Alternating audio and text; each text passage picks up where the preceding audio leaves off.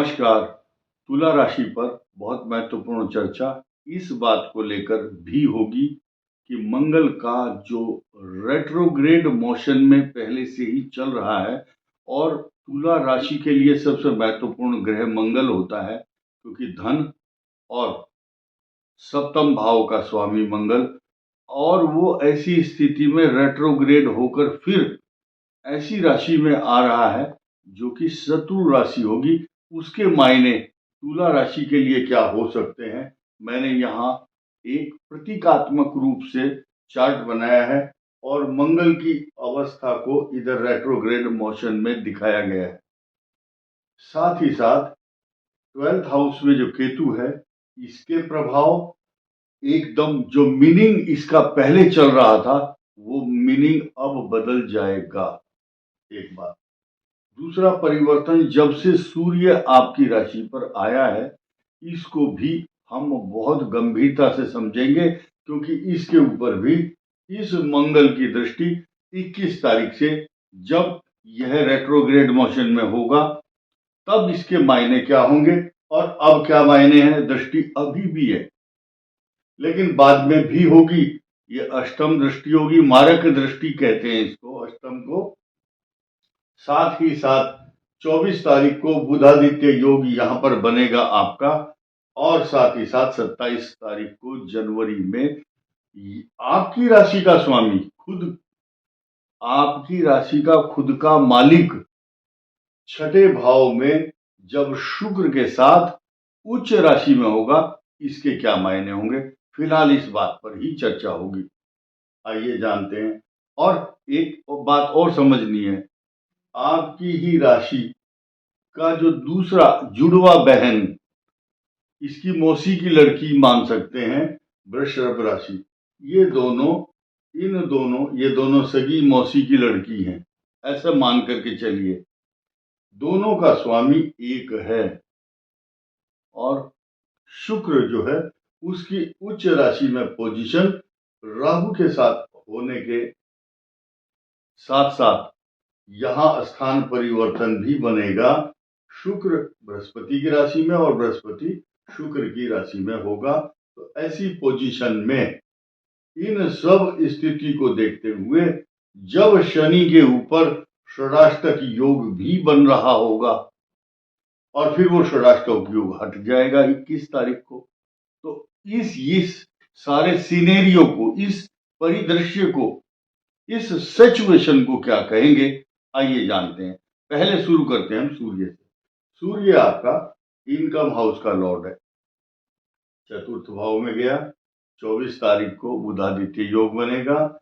इन दोनों की दृष्टि आपके कर्म स्थान, राज दरबार, राजकीय स्थान तथा पिता स्थान एवं आपकी सामाजिक प्रतिष्ठा का जो द्योतक, परिचायक और उसको रिप्रेजेंट करने वाले हाउस पर इन दोनों की दृष्टि डायनेमिक पर्सनालिटी बनाने वाली होगी तथा आपको मान सम्मान, तरक्की, उन्नति, इंक्रीमेंट और आपके प्रतिष्ठा में चार चांद लगाएगी, ऐसा इसका फल है। एक बात क्लियर हो चुकी है। अब दूसरी पर आइए। आपके ही 10वें भाव का स्वामी चंद्रमा है और वो चंद्रमा गवर्न करता है। लगन में बैठने के बाद उसके परिदृश्य सारे बदल जाते हैं। कारण क्या है, अब ये आपका चंद्रमा मन है और मन, इसका स्वामी भी मन है और वो यहां पर है। यहां का स्वामी जब यहां पर चंद्रमा बैठता है तो ये चंद्रमा हिलाए चलायमान है, चांचल्यता है इसके अंदर। जैसे पानी की बूंद स्थिर नहीं रहती कमल के पत्ते के ऊपर, या मरकरी समझिए, पारा जो होता है वो स्थिर नहीं, स्टेबल नहीं हो पाता, चंचलता है। चंद्रमा मनसो जातः, मन आपका चंद्रमा है। यही कारण है कि इस तुला राशि वाले जातक को रोज शब्द को सुनिए और हर समय निरंतर, प्रतिपल प्रतिक्षण निरंतर कंटिन्यूअसली उसके मन में ये भाव आते रहते हैं कि मैं आज रोजगार बदल दूं, आज एक ऐसा काम करूं जिससे मुझे लाभ हो। देखिए क्या क्या विचार आएंगे। फ्लोर मिल, ये सफेद होता है आटा, खाद्य पदार्थ। मैं बिस्लेरी, पानी का काम करूं, पानी से लिक्विड का कोई उद्योग करूं। मैं होटल खोल लूं। मैं ट्रांसपोर्ट का काम करूं, क्योंकि ये चर राशि है, चर। तो निरंतर, और ये अच्छे संस्कारों का प्रतीक भी है, अध्यापन कार्य भी है, ये जज भी है, ये वकील भी है, ये प्राध्यापक है, ये सुसंस्कारित अच्छा लेखक भी बनाता है, पत्रकार भी बनाता है। और अगर जिस लाइन में भी ये होगा, वहां पर अपनी चंचलता और चेष्टाओं के कारण अपना नाम कमाएगा। अपनी बुद्धि, विद्या, ज्ञान, कला, कौशल से अपनी प्रतिभा को चमकाने वाला होगा तुला राशि वाला, क्योंकि 10th हाउस का लॉर्ड उसके कर्मों को दर्शाता है। कर्म अच्छे होंगे, स्वभाव भी अच्छा होगा, बैलेंस बना करके चलने वाला होगा मन। लेकिन मन चांचल्यता से परिपूर्ण, रोजगार को लेकर खास तौर से रोज नए नए विचार, नई नई ऐसे रोजगार बदलने की बात आती है कि मैं ये करूंगा तो हो सकता है। इसको कल्पनाशील भी कह सकते हैं। आगे बढ़ते हैं। तो ये हमने सिर्फ एक चीज को कवर किया, दसम भाव को, सूर्य के कारण। अब हम आ जाते हैं सीधे सीधे मंगल के कर्म को।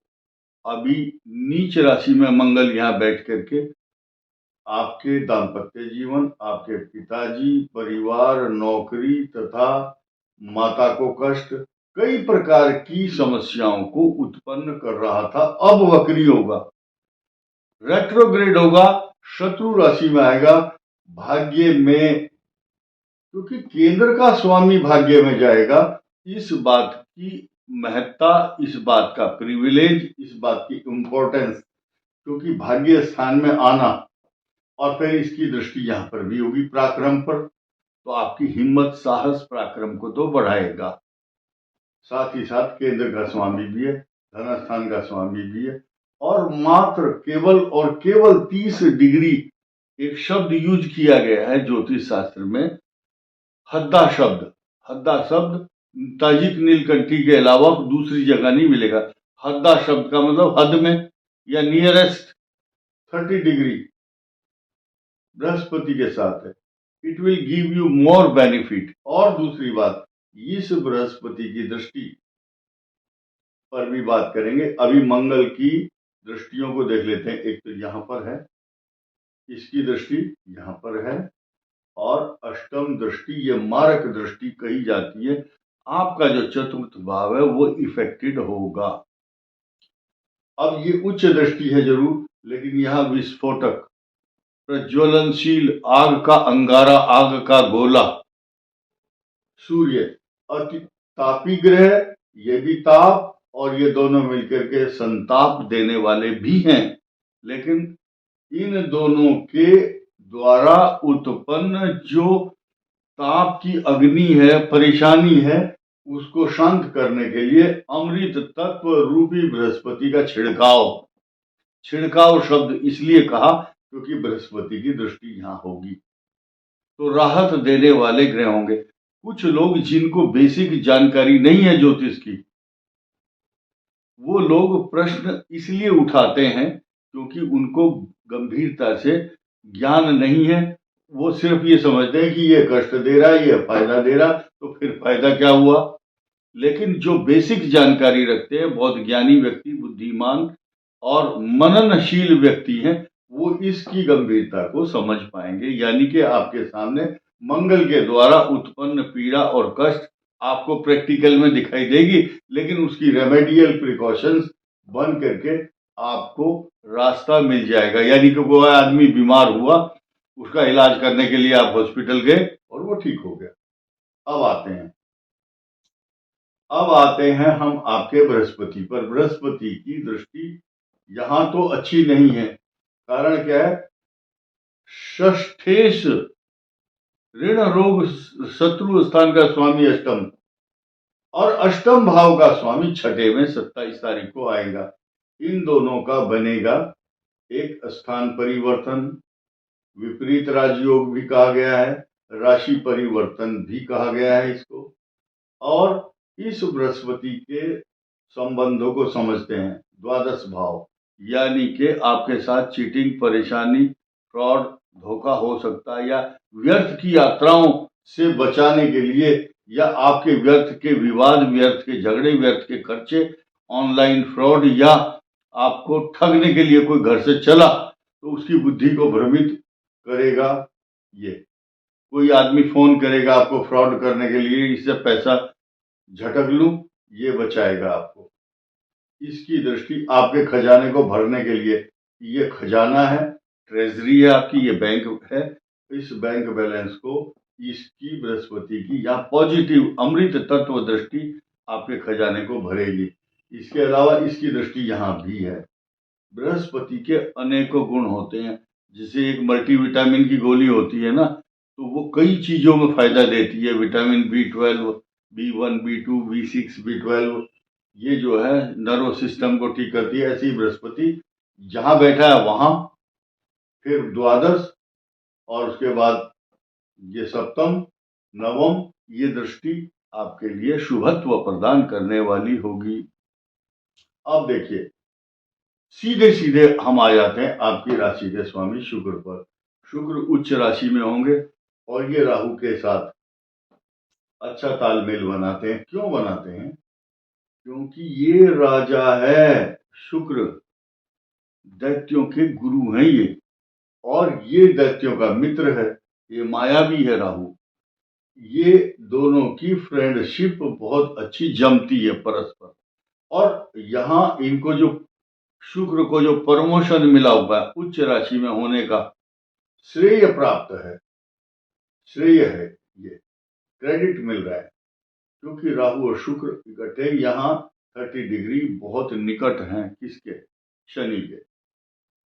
खैर, अब क्या है, ये शनि बहुत अच्छा है, आपकी बुद्धि को एकदम सख्त, पॉजिटिव, गंभीर, आप पिछले जन्म में जो आपका ज्ञान था, संचित ज्ञान, उसको भी डग आउट करके आपको इंट्यूशन मिल रहा है। भविष्य में होने वाली घटनाओं का पूर्व आभास इंट्यूशन शनि कराता है, क्योंकि ये न्यायाधीश है, सच्चाई के सबसे ज्यादा नजदीक यही रहता है। और अब इसके ऊपर मंगल की दृष्टि है, ये षडाष्टक योग है। आप सीधे सीधे सही काम करते हैं, अच्छा सोचते हैं, दूरदर्शी हैं, फिर भी जिस समय थॉट्स आते हैं आपके, उसमें ये डिस्टरबेंस कर रहा है मंगल। मंगल की यहाँ मारक दृष्टि है, अष्टम मारक दृष्टि कही जाती है। तो ऐसी स्थिति में आपका जो बैलेंस है वो खराब हो रहा है। संतान से जुड़ी हुई समस्याओं में आप सक्सेस नहीं हो पा रहे हैं, लेकिन ये मान करके चलिए, आप या आपकी संतान या जो भी स्टूडेंट्स हैं जिनकी ये राशि है तुला। और एक और बात बताऊं, कुछ महिलाओं के दिमाग में ये रहता है, ये तो पुरुषों के लिए बात कर रहे होंगे, ये वीडियो महिलाओं के लिए भी है, तुला लग्न के लिए भी है, स्टूडेंट्स के लिए भी है, लड़के और लड़कियां दोनों के लिए है। महात्मा हो, पुलिस हो, किसान हो, ब्यूरोक्रेट्स हो, जज हो, चपरासी हो, कोई भी हो, अध्यापक हो, सबके लिए है ये वीडियो। यहाँ ये जो ग्रह नक्षत्र होते हैं, इनके यहाँ जाति, धर्म, और ये वो नहीं करते कि पुरुष और स्त्री को अलग कष्ट देंगे और आदमी को अलग देंगे, ऐसा नहीं है, सबके लिए है। तो ये शनि आपकी कंसिस्टेंसी को बीच में बाधित करता है, आपका जो नेटवर्क है वो खराब करता है। ये में हम शनि तक पहुंच चुके हैं। अब हम राहु पर आएंगे, लेकिन उससे पहले बताएंगे कि ये जो वक्री ग्रह है और अस्त ग्रह है, इनके सिम्टम्स क्या है, लक्षण क्या है, चाहते क्या है। मंगल ग्रह वक्री है, और वक्री ग्रहों के विषय में बताया गया है कि जब जब कोई ग्रह वक्री होता है तो पृथ्वी के सबसे अधिक निकट होता है, और निकट होने का मतलब यह है कि ये दो भाव हैं आपके, द्वितीय और सप्तम भाव की जो निकटता है, उस निकटता में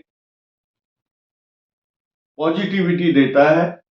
अगर सकारात्मक भाव देगा तो गुरु की दृष्टि वहां होनी चाहिए, लेकिन ये नीच राशि में इसलिए अच्छा परिणाम नहीं दे रहा है। लेकिन जब ये यहां से हट जाएंगे तो धन और सप्तम भाव दाम्पत्य जीवन से जुड़ी हुई समस्याओं पर विराम लगाने के लिए काफी है।